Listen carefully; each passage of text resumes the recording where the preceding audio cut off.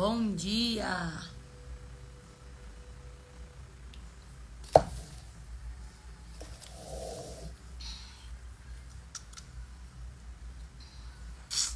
Você já marcou seu atendimento? Sua saúde mental está em dia? Só para saber. Bom dia, bom dia, bom dia. Vamos iniciar nosso devocional. Hoje, lendo João 4. Eu amo 4 e o 5. Nossa, eu amo esses dois. A paz, Lili. A paz, Orcalina. Deus é bom. Vamos iniciar? Aleluias. Glória a Deus. Louvamos o teu santo nome, Senhor. Obrigada, meu Pai, porque o teu cuidado, o teu amor nos surpreende. O Senhor vai além das nossas expectativas. O Senhor vai além daquilo que limitamos, daquilo que entendemos. O teu agir, o teu cuidado, os teus livramentos. Obrigada, Pai. Obrigada. Te louvo, te agradeço. Tua majestade nos constrange. Glória a Deus, glória a Deus. Traga hoje sobre nós discernimento, sabedoria. Que nós venhamos, meu Pai, a fazer escolhas hoje mais assertivas do que fizemos ontem. Que hoje nós venhamos estar mais sensíveis à voz do Espírito Santo do que estávamos ontem. Em nome do Senhor Jesus. Em nome do Senhor Jesus. Assim eu oro, Pai. E desde já eu quero agradecer ao Senhor e pedir ao Senhor, Pai, nos ajude a ficarmos firmes, mas crentes, em nome do Senhor Jesus. Glória a Deus.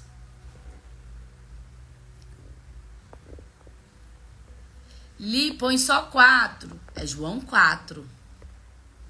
Vamos hoje então ler João 4.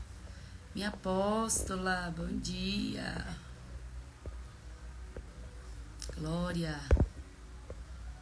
Glória. Bom dia, Camila, Morgana, Marleusa. Glória a Deus. Então vamos. João 4. Aleluias. Isso, obrigada, Lili. Aí João 5 é amanhã. Bora, ontem lemos João 3, hoje vamos João 4. Jesus conversa com uma samaritana. Os fariseus ouviram falar que Jesus estava fazendo e batizando mais discípulos do que João, embora não fosse Jesus quem batizasse, mas os seus discípulos. Quando o Senhor ficou sabendo disso, saiu a Judeia e voltou mais uma vez a Galileia. Era-lhe necessário passar por Samaria. Assim, chegou uma cidade de Samaria chamada Sicar, perto das terras que Jacó dera a seu filho José. Havia ali o poço de Jacó. Jesus, cansado da viagem, sentou-se à beira do poço. Isso se deu por volta do meio-dia. Nisto, veio uma mulher samaritana tirar água. Disse-lhe Jesus: dei-me um pouco de água. Os seus discípulos tinham ido à cidade comprar comida. A mulher samaritana lhe perguntou: como o Senhor, sendo judeu, pede a mim, uma samaritana, água para beber? Pois os judeus não se dão bem com os samaritanos. Jesus lhe respondeu: se você conhecesse o dom de Deus e quem está pedindo água, você lhe teria pedido e dele receberia água viva. Primeira coisa que nós vamos ver Jesus fazendo durante toda a sua caminhada, toda a sua vida. E óbvio, isso fica mais claro quando ele inicia o seu propósito, o seu ministério. Nós vamos ver Jesus sendo movido, não por necessidade, mas Jesus sendo movido por propósito. Jesus não era movido por necessidade, mas por propósito. Carol, mas está escrito que era necessário que ele passasse por Samaria. Sim, mas havia ali um propósito. Porque quando fala de necessidade, está falando de uma falta. Quando eu, por exemplo, trabalho por necessidade, eu estou sendo movida por uma falta. Mas quando eu trabalho, quando eu caminho por propósito, o medo, a falta, a escassez não me move a uma direção. Então eu passo a ser movida por esse propósito. E assim tem que ser a nossa vida. O seu trabalho não pode ser por necessidade. Eu sei que temos despesas, temos contas, temos aí boleto, temos, mas eu quero mover vocês a andar por propósito. Gente, de verdade, nós não podemos fazer com que, porque eu estou passando por algumas adversidades, Carol, e aí eu vou aceitar qualquer coisa. E aí eu vou pegar um trabalho de qualquer dia, para fazer qualquer coisa. Gente, eu não acredito que isso seja viável. Eu acredito que Deus, ele é movido por propósito. Então, você precisa. Carol, mas eu tô sem escolha. E aí, tô começando a passar necessidade ou algo nesse sentido. Gente, deixa eu falar algo. Vocês podem achar, Carol, mas você tá falando porque hoje porque você tem um diploma, porque você tem meios de capacidade, como se sustentar e tal e tal. Gente, eu sempre fui movida por isso. Sempre. E eu vou falar pra vocês. Eu já vivi de cesta básica. Teve um momento durante a nossa vida que o meu estágio, ele supria o grosso, o aluguel, a água e a luz. E durante esse período, o meu marido, ele sofreu um golpe de traição, sei lá como que fala. E ele trabalhou e não recebeu salário. E foi assim durante um tempo. Acreditando que ele ia receber todo o retroativo, ele continuou trabalhando e no final não recebeu. Então, o que acabou nos restando? Gente, vivia com o meu estágio. Na época, o estágio era uns R$900, eu acho. Era uns R$900. Dava para pagar o aluguel, a água, a luz. Era o que dava para pagar na época. Eu vivi uns 3 meses, eu acho. Mais ou menos isso, que foi mais ou menos o tempo que ele estava esperando. Ele estava trabalhando por esse retroativo, alguma coisa assim. Os 3 meses. Daquilo que o Senhor proveu. Depois foi melhorando no sentido de ter o grosso. Gente, Mas a gente nunca tivemos falta no sentido de passar fome. Nunca passei fome na vida. Nunca. Isso daí eu nunca passei. Mas assim, de ter vontade, de ter... Até hoje. Ô Senhor. Ai, ai. Se a gente tivesse tudo que a gente tem vontade, gente, nós viraríamos um monstro. Não. Mas nós devemos andar movidas por propósito. Ore, coloque isso no seu coração. Olhe para o seu trabalho. Olhe, sabe, para tudo na sua vida. Senhor, eu não vou ser movida por necessidade. Gente, ninguém aqui está comendo pão da preguiça. Então, vamos ser movidos por propósito. Não vamos ser movidas por necessidade, por falta. Não deixe o medo te mover. Não deixe as circunstâncias. Não tome decisões movidas na circunstância. Tome decisões movidas por um propósito, tá? Bora. Versículo 15. A mulher lhe disse: Senhor, dê-me desta água, para que eu não mais tenha sede, nem precise voltar aqui para tirar água. Ele lhe disse: Vá, chame o seu marido e volte.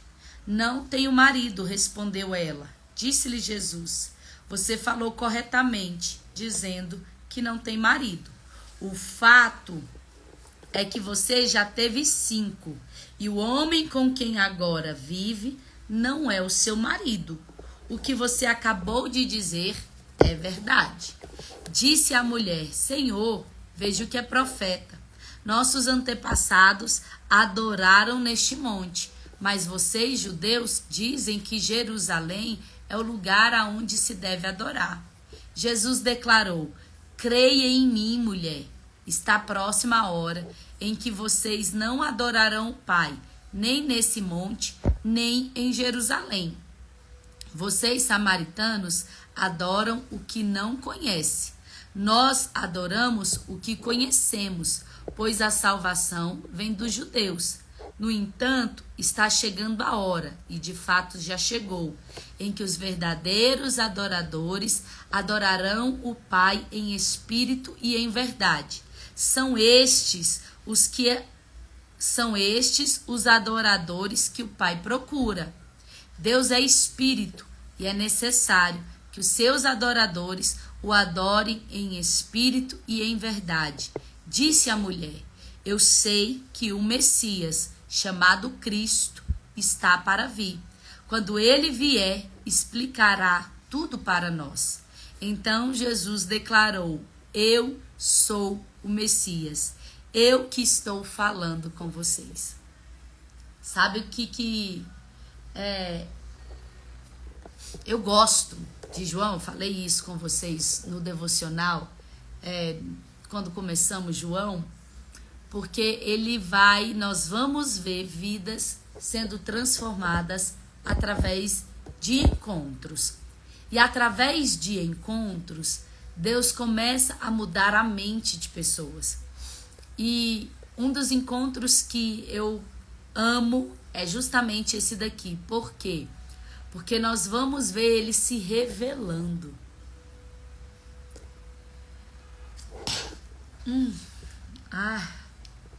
Saúde para mim. Então nós vamos ver Jesus se revelando quem ele é. Nós vamos ver Jesus trazendo aqui para esta mulher: Eu sou o Cristo.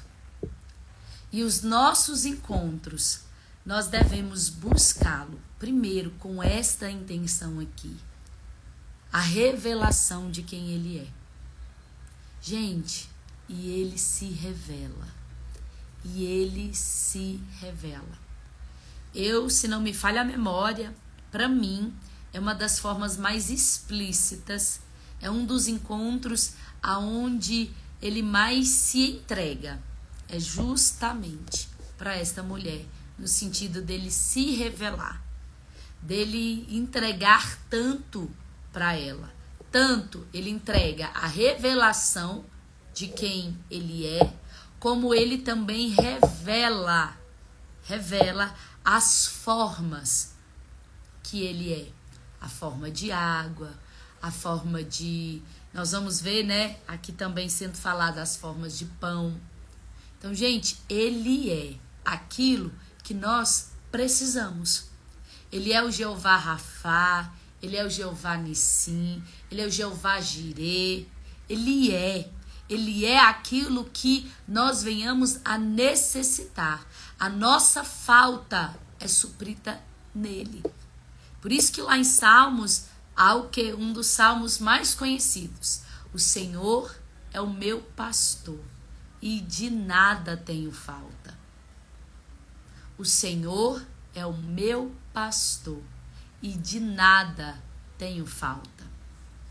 Obviamente, tem algumas versões, eu já escutei, alguns historiadores, Flávio José, ele vai falar a respeito desse salmo, e aí ele começa a trazer o sentido de que, de acordo com as versões, né, que foram mudadas, que foram transformadas, vai falar que na forma mais original das escrituras, esse salmo, ele se deriva de: o Senhor é o meu pastor e ele não me faltará. Então, o Senhor é o meu pastor e ele estará comigo em todas as circunstâncias. E isso torna suficiente. O Senhor é o meu pastor e ele não me faltará. O Senhor é o meu pastor e de nada terei falta. Você pode repetir isso comigo? O Senhor é o meu pastor e de nada terei falta. E de nada tenho falta.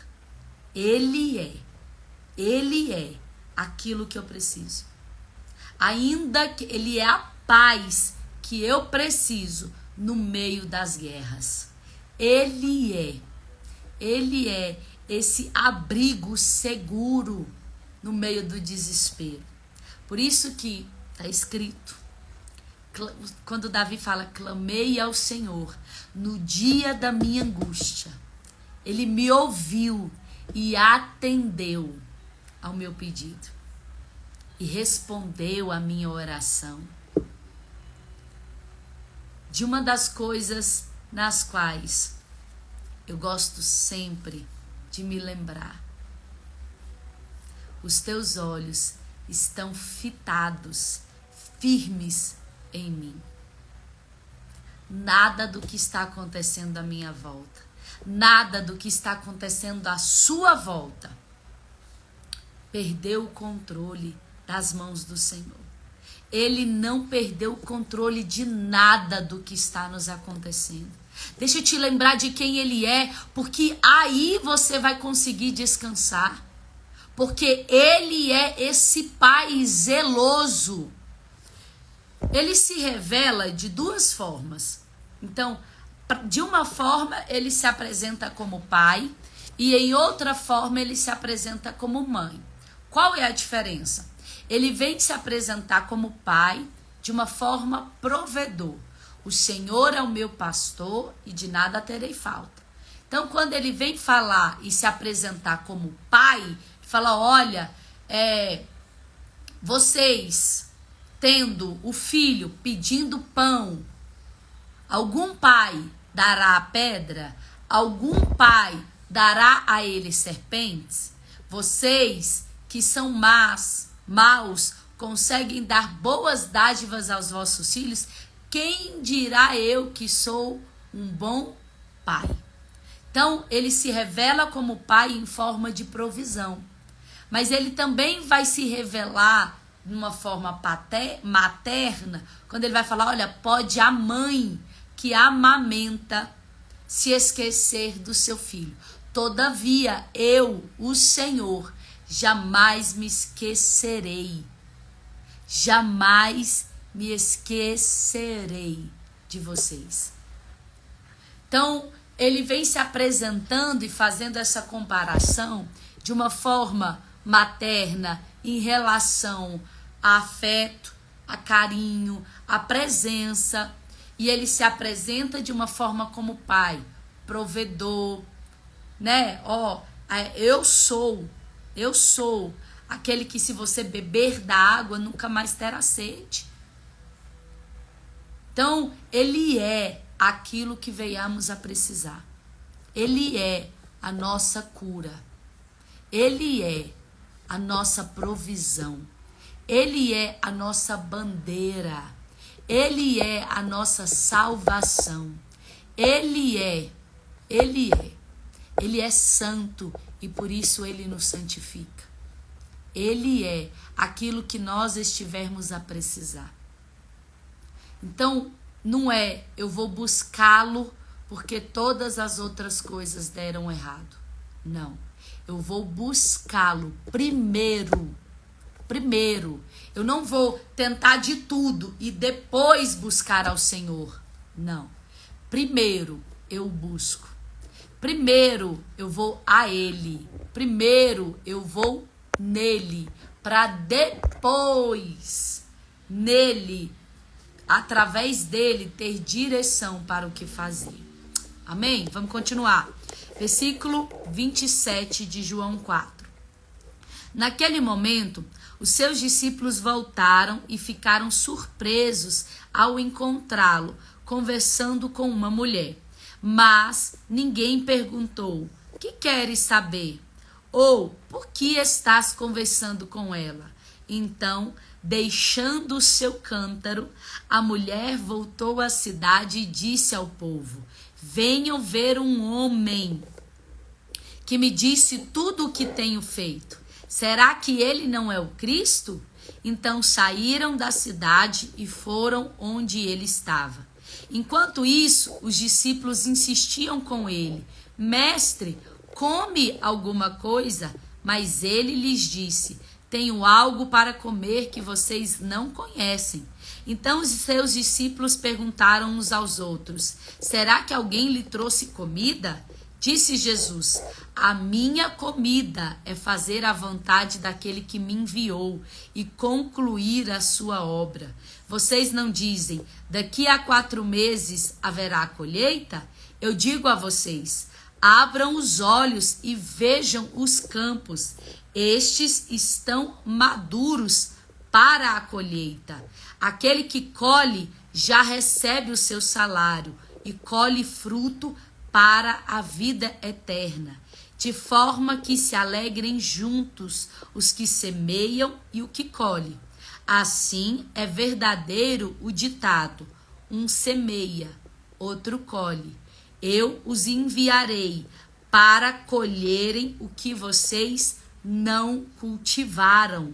Outros realizaram o trabalho duro e vocês vieram a usufruir do trabalho deles."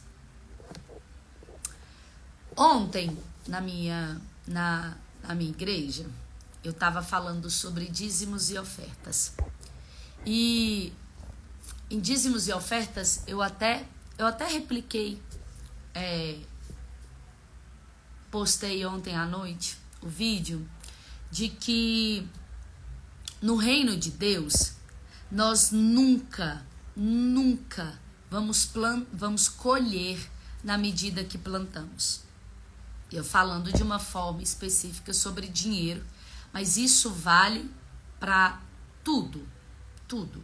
Nós nunca vamos plantar na medida que... Nós nunca vamos colher na medida que plantamos. Nunca. Existe uma colheita que ela é feita a 30, a 60 e a 100. E olhem só do que está escrito aqui. Assim é verdadeiro ditado: um semeia e outro colhe. Eu os enviei para colherem o que vocês não cultivaram. Mas isso está falando para quem primeiro prova, bebe dessa água, prova desse pão e vive como ele vive. Gente, essa é a raiz do evangelho. Esse é o propósito do evangelho. Qual? Primeiro, né? É me religar ao Pai. Então agora eu volto para a relação. Agora sem véu, agora sem sacerdote, agora eu posso ir diretamente ao Pai. E nessa relação com o Pai, eu encontro destino, eu encontro propósito, eu encontro a vontade do Pai. Gente, não tem nada que vai te dar mais prazer, nada que vai te dar mais alegria, nada vai te suprir mais do que você entender que você está cumprindo com o propósito de Deus. Por exemplo, uma das coisas que nós falamos e eu trabalho quando eu vou atender algum paciente e o paciente ele vem trazer problemas alimentares, ele vem com transtornos alimentares. E uma das coisas que nós falamos sobre toda pessoa que está vivendo algum transtorno alimentar, que está vivendo alguma obesidade, que está vivendo e se alimentando de forma errada, ele também não conseguiu encontrar o seu propósito. E não está, ou encontrou, mas não está conseguindo viver de uma forma plena. Porque há uma saciedade em nós quando nós estamos cumprindo com o propósito que o Pai nos enviou. Nós estamos vendo isso através de Jesus. Gente, uma das coisas que vai levar com que você se alimente de forma disfuncional, seja para mais ou para menos, tá? Porque a disfuncionalidade não está no excesso, mas também na falta, tá? Então, nós vamos entender isso. Você vai se alimentar de forma correta quando você estiver cumprindo com o seu propósito. Por quê? Porque haverá em você uma sensação de saciedade. Porque você estará plena, completa. A sua ansiedade não vai estar presente, porque você vai estar conseguindo cumprir com o seu propósito. Geralmente, uma das coisas que leva a pessoa a se alimentar de forma errada, por exemplo, no excesso. A pessoa que se alimenta em excesso tá gritando uma falta, tá? Tá gritando dentro de si uma falta. Então, existem coisas que ela vai preencher, uma falta ali. Então, ela vai estar protegendo. Toda gordura é proteção. Toda gordura é proteção. Toda pessoa que ela está além do seu peso, de uma forma... A gordura, ela é proteção. Sempre, em 100% das vezes. Ela está protegendo uma criança lá atrás, que foi abusada, que foi ressentida. Uma criança, ela está protegendo um passado, tá? Então, por exemplo, a grande maioria das vezes, pessoas, mulheres, que foram abusadas sexualmente, ela tem uma grande chance, se não tratar das suas emoções, de viver um sobrepeso no futuro. Por quê? Porque ela vai querer proteger o seu corpo. Carência, tá? Outro ponto, carência. Então, quando eu não recebi o afeto que eu achei que eu ia receber, o que eu vou viver? Aonde é que eu vou mergulhar? Na comida. Na comida. A falta. Nós vamos revelar isso. Aonde? Na comida. Então, todo transtorno emocional, ele tem como uma das raízes quando você não vive o seu propósito. Porque aqui, quando Jesus está falando, olha, justamente de Olha, eu me alimento de uma comida que vocês não conseguem compreender.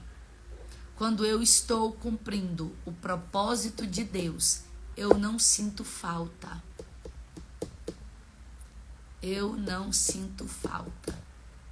A obediência a Deus, ela traz cura para o nosso corpo, mas ela traz também saciedade.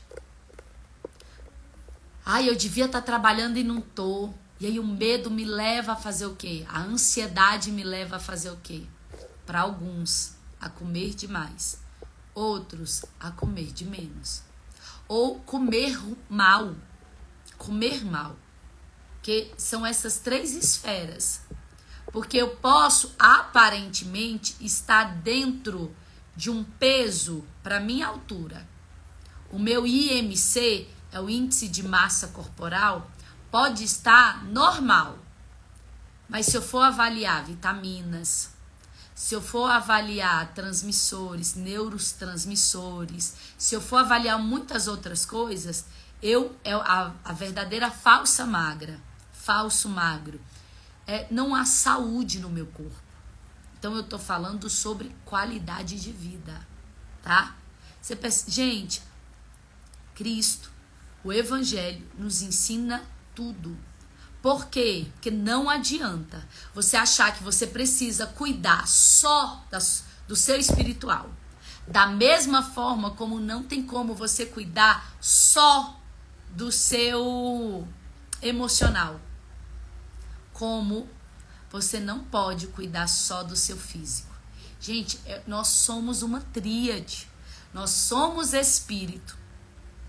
Tá? Nós somos espírito. Nós habitamos em um corpo. E nós temos uma alma. Nós precisamos ter um equilíbrio, um balanceamento. Não vou falar equilíbrio, deixa eu trocar a palavra. Ao invés de falar equilíbrio, eu vou falar balanceamento. Porque equilíbrio é isso aqui, ó. É quando tá 50-50. É quando tudo vai bem. Só que nem sempre eu consigo.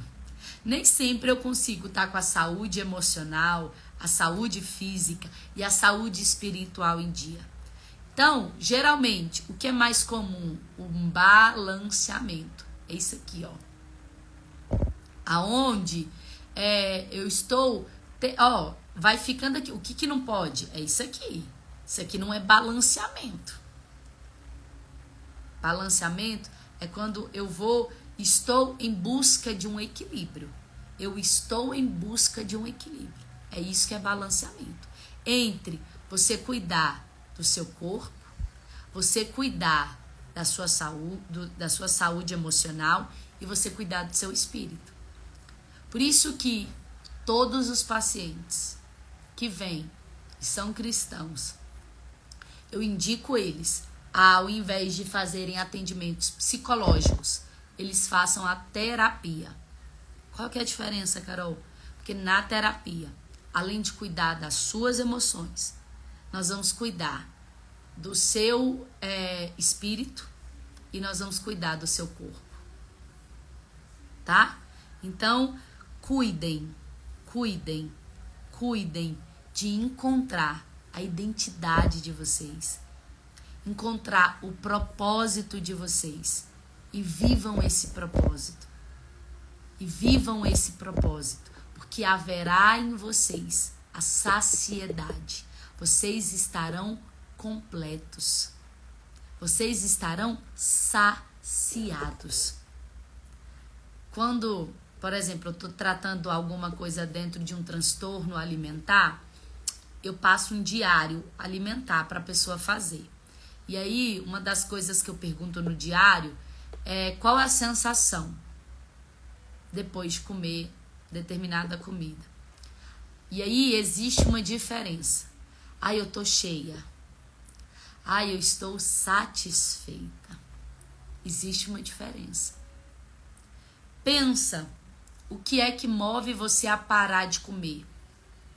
Você só para quando você está cheia ou você para quando você está satisfeita?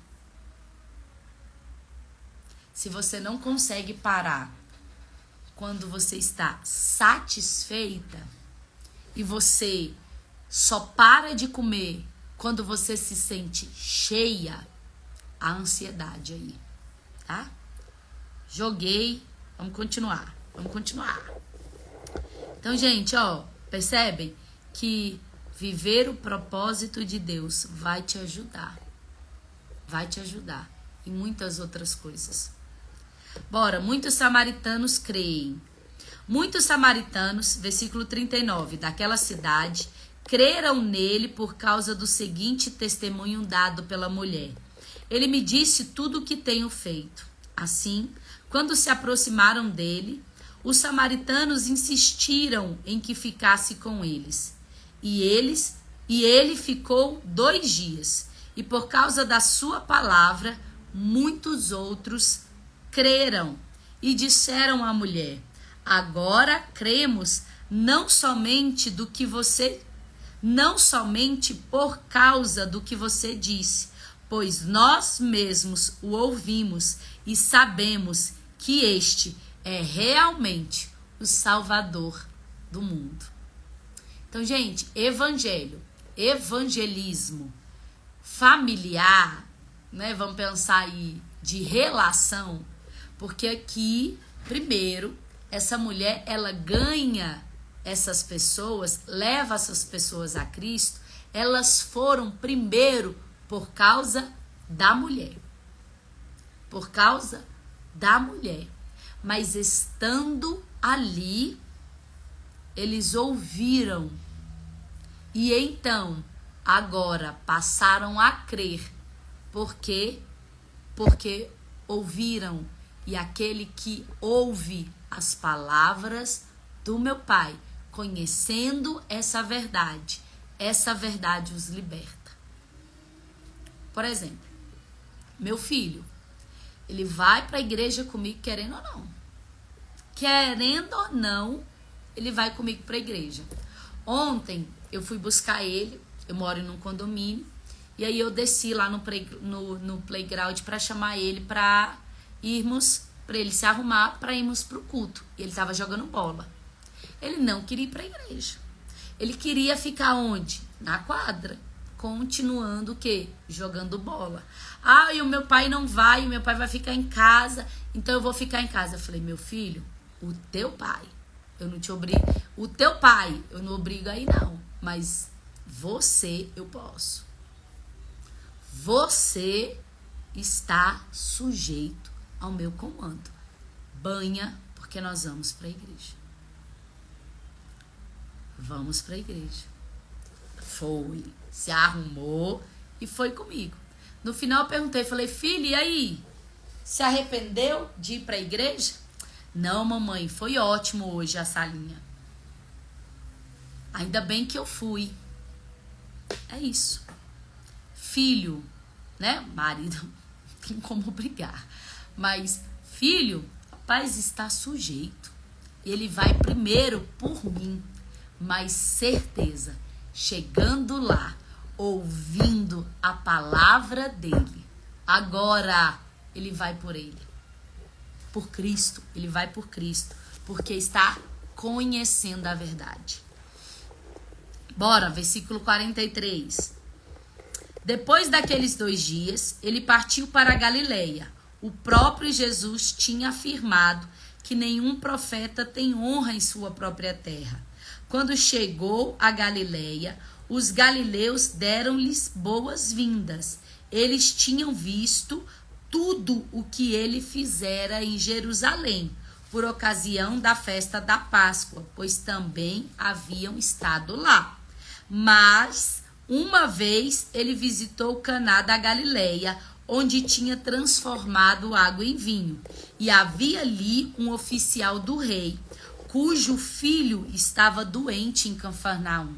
Quando ele ouviu falar que Jesus tinha chegado a Galileia, vindo da Judeia, procurou e suplicou-lhe que fosse curar seu filho que estava à beira da morte. Disse-lhe Jesus: se vocês não virem sinais e maravilhas, nunca crerão. O oficial do rei disse: Senhor, vem antes que o meu filho morra. Jesus respondeu: pode ir, o seu filho continuará vivo. O homem confiou na palavra de Jesus e partiu.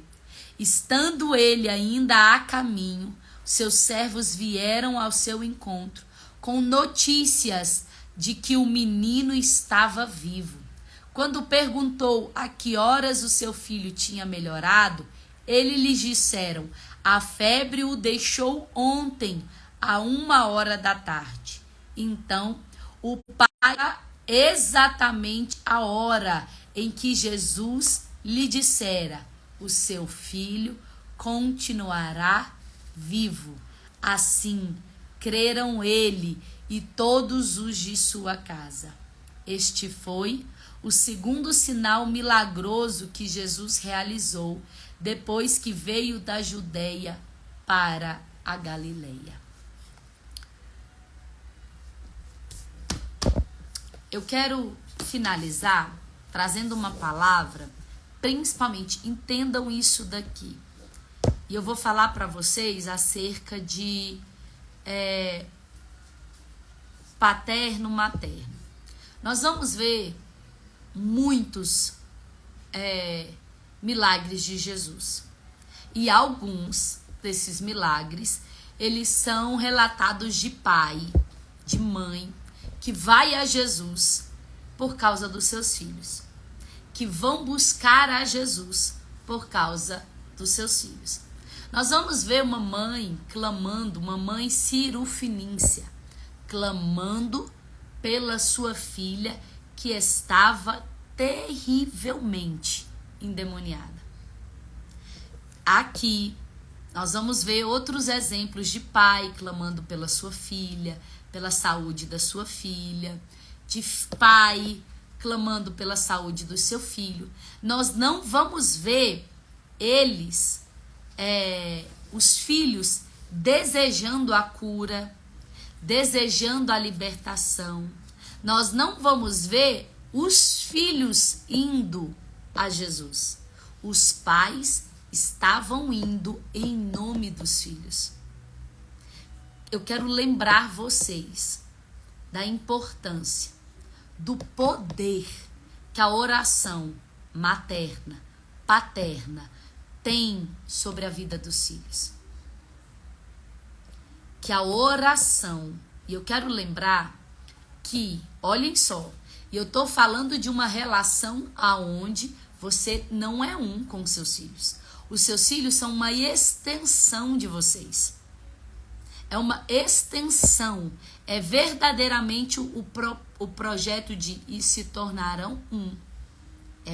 Isso reflete em filhos, porque ali tá um pouquinho de você e tá um pouquinho do seu marido. E aí, juntou um pouquinho de outro, o que formou? Uma pessoa. Filhos é o cumprimento dessa profecia. Os dois se tornarão uma só carne. Então, gente, vamos pensar se a oração materna, paterna, ela é poderosa. Ah, mas o filho não quer. Ah, mas o meu filho não tá indo atrás de Jesus. A sua oração, ela é poderosa e eficaz. A sua oração, ela é poderosa e eficaz para clamar por alguém que não está indo. Nós não estamos vendo aquela filha, nós não vimos aquela filha que estava terrivelmente endemoniada pedir por libertação. Nós não estamos vendo aqui, olha, até porque ele estava morto. E eu quero declarar essa palavra hoje. O Senhor está me movendo a declarar a você, pai, a você, mãe, que está clamando por um filho que parece não ter mais jeito, que parece estar morto. Você olha para ele e aos teus olhos, para ele, para ela, aos teus olhos, pode estar morto. Pode não ter mais jeito, pode não ter mais solução. Mas eu quero te lembrar que Ele é aquele que traz vida aos que podem até estar mortos. Em Jesus, Jesus tem palavra para trazer vida ao que estava morto. Não deixa, pai, mãe, não deixa de clamar pela vida dos seus filhos. Não deixe de buscar ao Senhor pela vida dos seus filhos. E aí imagine só, se o clamor, se eu estou clamando por alguém que é só a minha extensão. Agora imagina a oração. Imagina a oração, o poder da oração quando você vai orar pelo seu cônjuge. Quando você vai orar e você vai clamar pelo seu cônjuge. Porque ali vocês são um só. Marido, esposa, um só. Imagina, gente, a eficácia.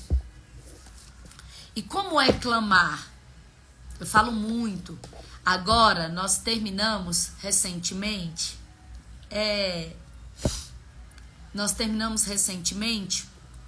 uma mentoria para casamento, né? Então, nós terminamos uma mentoria que foi feita sobre casamento, para as mulheres descobrirem e se encaixarem nesse propósito chamado casamento. E uma das coisas que eu ensinei na mentoria é justamente a maneira correta de clamar, não com palavras. Estou ensinando um clamor, uma oração que é eficaz e aí ela vai repetir essas orações. Não, eu estou falando sobre motivação. Qual tem sido a motivação que tem levado você a orar? Porque tem muita gente que está indo clamar pelo filho, pela filha, pelo marido, pela esposa. Senhor, transforma, Senhor, liberta. Por quê? Porque eu estou cansada desse marido. Então, essa oração, ela é eficaz? Não. Por isso que tem muita gente, Carol, tô cansada de orar. Não vou orar, mas não, eu desisto de orar por esse menino. Eu desisto de orar por esse casamento. Por quê? Porque eu não sei mais há quantos anos eu estou clamando, eu estou pedindo e parece que a oração ela não é correspondida, ela não é feita. Parece que Deus não está ouvindo a minha oração. E não está mesmo não. Porque no livro de Tiago está escrito que muitos pedem e não recebem, porque pedem mal, pedem para o seu próprio benefício.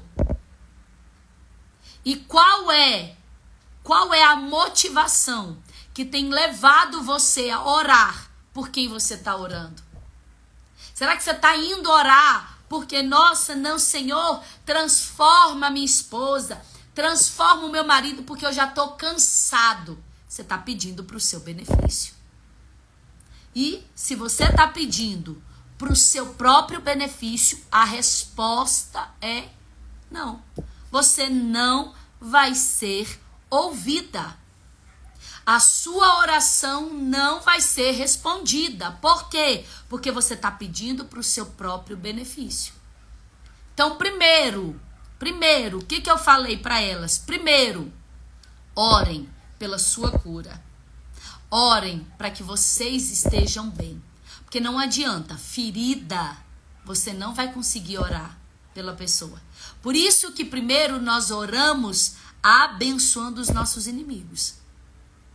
Tá? Então, primeiro, tá machucado, você tá olhando para o seu marido, para sua esposa, para os seus filhos como seus inimigos? Primeiro, você vai orar, abençoar eles, para que haja perdão no seu coração. Perdão. Entendendo que eles não têm que ser quem você acha que eles têm que ser. Não. Depois, a sua oração vai ser em busca de Pai, me revela quem Ele é. Me revela. Antes de você orar para abençoar, antes de você orar para mudar, Senhor, me revela quem Ele é. Quais são os teus planos a respeito dele?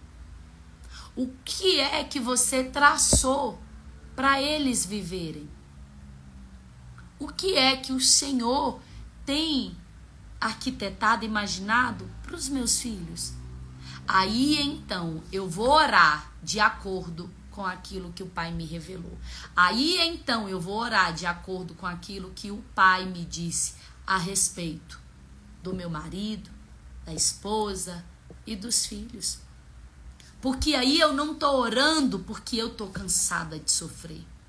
Porque eu não aguento mais morar junto com esse homem, com essa mulher, com esses filhos, ou trabalhar junto com esse chefe, ou qualquer coisa assim. Não. Agora a minha oração está sendo movida por quê? Pai, se é o teu propósito, cumpra. Agora eu estou orando não pelo meu benefício. Senhor, se é o teu propósito e eu descobri o teu propósito, eu descobri quem aquela pessoa é, então, Senhor, realize as tuas intenções. Eu estou orando para que o quê? Para que o querer de Deus se cumpra. Então, agora não é para o meu benefício, é para o querer de Deus. Eu descubro quem o meu filho é aos olhos de Deus. E agora eu oro em favor dele. Para quê? Para que a vontade de Deus seja realizada na vida dele. E aí então ele não vai e não tem a obrigação de ser ou fazer o que eu quero. Mas passa em mim agora a ter a certeza de quê? De que nenhum dos planos de Deus a respeito dos meus filhos, ou do meu marido, ou de quem quer que seja, serão frustrados. Nenhum desses planos de Deus para eles serão frustrados. Entenderam que a motivação muda? Agora a motivação é outra. Amém? Então, obrigada por hoje. Encerramos aqui João capítulo 4 e eu aguardo vocês para amanhã nós lermos João capítulo 5. Convida outra pessoa, envia. Todas as lives durante alguns dias ficam salvas aqui no Instagram. Depois eu estou enviando elas lá para o canal no YouTube, tá? Envia, compartilha. Pega uma das lives. Você lembrou de alguém enquanto você estava ouvindo aqui acerca da oração? A maneira correta de orar, a motivação certa de orar. Lembrou de alguém? Compartilha com ela. Envia para alguém. Convide outras pessoas a estarem aqui conosco nos devocionais. Amém? Gente, obrigada. Deus abençoe vocês. E estamos aí juntas, tá bom? Beijo, fiquem com Deus.